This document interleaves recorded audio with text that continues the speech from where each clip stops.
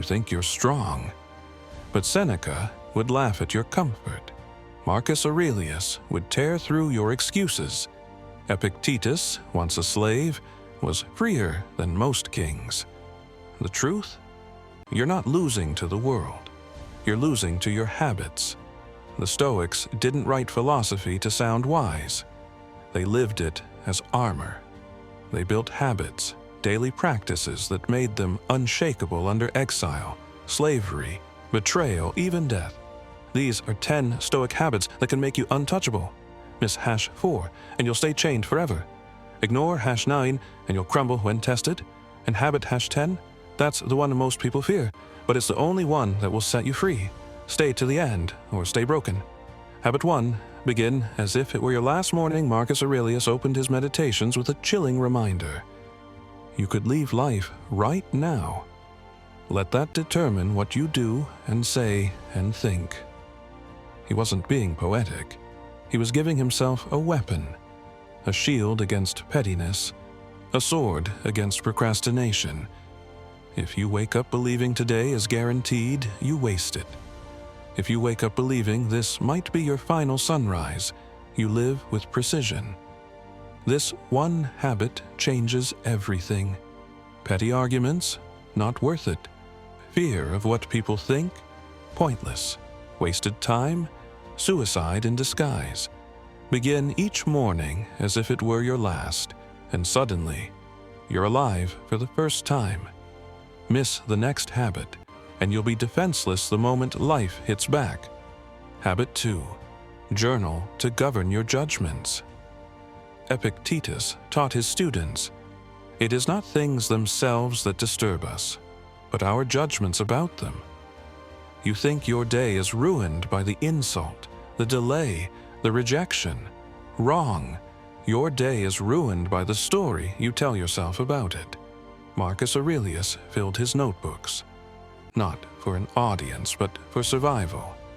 He was rewriting his story every night, challenging his judgments, sharpening his perception.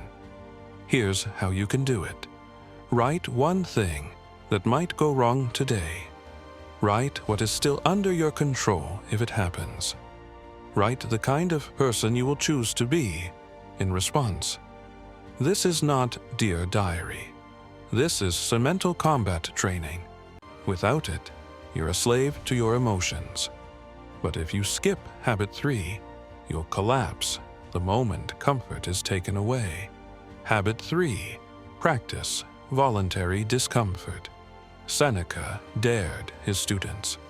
Set aside a certain number of days during which you shall be content with the scantiest and cheapest of fare with coarse and rough dress, saying to yourself, is this what I used to dread? Why? Because if you only train in comfort, you will break in crisis. But if you practice hardship, life loses its leverage. Eat plainly, sleep on the floor, take a cold shower, try hunger, choose simplicity. When you can smile through discomfort, you've already taken away half of life's power to wound you.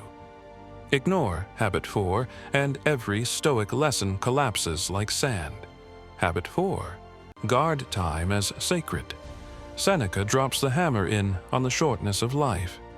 It is not that we have a short time to live, but that we waste much of it. You hoard money, you protect possessions, but you spend your time like trash. Time is your only non-renewable resource. Every wasted hour is a chunk of your soul thrown away. You don't need more years. You need fewer leaks. Here's how to guard time. Cut one meeting. Cancel one useless commitment. Delete one app that steals your mornings. Every yes you give to distraction is a no to your destiny.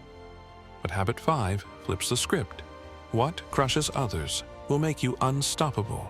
Habit 5. Turn obstacles into training. Marcus Aurelius.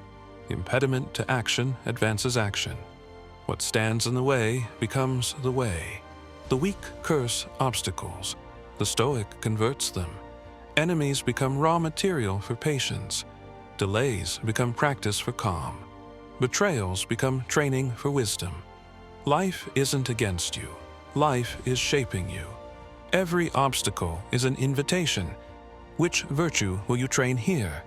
Traffic, patience, criticism, humility, failure, courage. Obstacles aren't interruptions, they are curriculum. But habit 6 will expose you. Fail this, and rage will own you. Habit 6. Rule anger with delay. Seneca, On Anger. The greatest cure for anger is delay. You think anger makes you powerful? Anger is weakness dressed as fire. When you erupt, you're not strong, you're owned. When you delay, you starve the fire. And the one who controls delay controls themselves. Try this. When insulted, pause. Breathe twice. Count to 10. Ask, what judgment created this anger? The pause is power. Without it, you're just another slave to rage. But habit 7 will reveal whether you're free or just pretending. Habit 7. Be your own friend. Seneca admitted one of his greatest milestones. What progress have I made? I am beginning to be my own friend. Most people can't stand silence. They fill every second with noise. TikTok, gossip, Netflix, emails, because they're terrified of meeting themselves. But the Stoic doesn't flee from solitude. He cultivates it. If you can be your own friend, you will never beg for someone else's approval. Habit 8 separates amateurs from warriors. Miss it, and every person you meet will break you. Habit 8. Expect flaws without hatred. Marcus. Today you will meet the ungrateful, arrogant, deceitful, envious, uncharitable. They are like this because they do not know good from evil. Most people waste their lives being shocked that people are people. The Stoic expects flaws without excusing them. He meets them without hatred. Don't demand virtue from the blind. Expect blindness, and walk with sight. Habit 9 is the one most people can't handle. It destroys egos. Habit 9.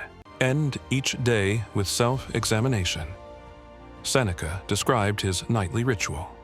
When the light has been removed and my wife has fallen silent, I examine my entire day, going back over what I have done and said. This was not guilt. This was sharpening. Each night he asked, where was I brave? Where was I weak? How will I do better tomorrow? Most people can't face themselves. That's why they never change. Self-examination is brutal, honesty turned into growth. Without it, you stay stuck. But habit 10 is the final test, the one that terrifies kings and frees slaves. Habit 10, rehearse death to rehearse. Freedom. Seneca delivered his most radical truth. He who has learned how to die has unlearned how to be a slave. Death is the chain behind every other fear. If you fear death, you'll fear poverty, rejection, ridicule, failure. But if you can look death in the eye and nod, you're free. Free from greed, free from fear, free from every insult. The Stoics weren't obsessed with dying. They were obsessed with living unafraid. Closing reflection. 10 habits, 10 weapons. Miss one, and you're weaker. Master them all, and you're untouchable. Begin each day as your last. Journal your judgments. Practice discomfort. Guard your time. Turn obstacles into training. Rule anger with delay. Be your own friend. Expect flaws without hatred. Review your day. Rehearse death. The Stoics didn't just preach philosophy. They practiced it until it shaped their blood. So I'll ask you, which habit will you sharpen first? Drop the number in the comments, and let's see who's actually ready for war. Because habits don't just change your mornings, they change your destiny.